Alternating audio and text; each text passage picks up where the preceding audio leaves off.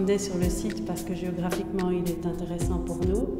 Et puis j'ai vu ces deux maisons à vendre et je me suis intéressée, je les ai visitées et il se fait qu'elles étaient passives. La passivité était dans un premier temps un frein, un handicap par rapport à la maison. J'ai demandé au délégué commercial s'il n'avait pas une maison non passive, ce qu'il n'y avait pas.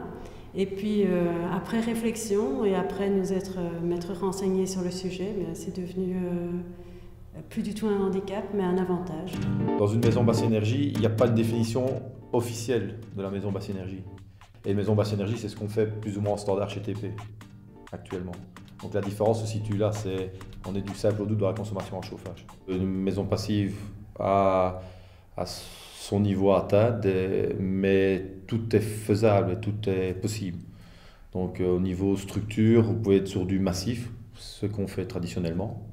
Chez Thomas et Piron, nous avons donc massif, ça veut dire bloc isolant en briques. Pour avoir le même système, un bloc et une façade isolante, donc c'est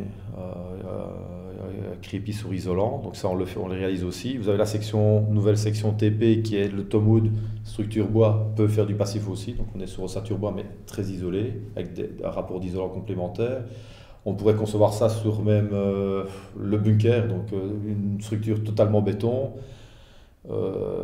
et un isolant rapporté. Le principe c'est d'arriver aux performances. Alors on n'interdit rien, la seule règle c'est pas au niveau des matériaux et de l'enveloppe, c'est que la double flux est imposée.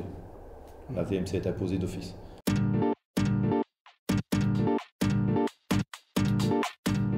Quand on parle d'une cave, un accès vers les sous-sols, un grenier, accès vers des combles, un garage, c'est vrai que c'est une contrainte complémentaire.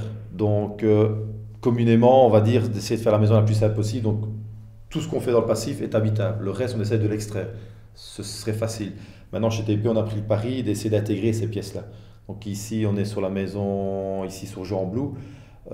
C'est une maison 2 façades, 3 façades. Et on a intégré un garage parce que le lotissement est comme ça. Donc le challenge, donc on sait qu'il y aura des fuites par rapport aux garages. À nous de maîtriser les autres fuites et d'être plus performants autre part. Et on arrive à ce résultat.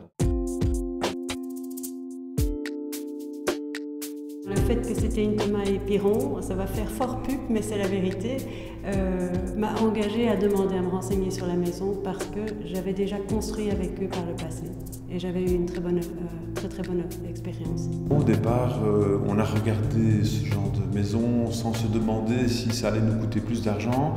On s'est dit tout simplement que si on va vers du passif, on va vers justement les maisons du futur. Pourquoi pas avec Thomas Piron, puisque c'était eux qui proposaient cette maison et qui nous a bien plu dès le départ.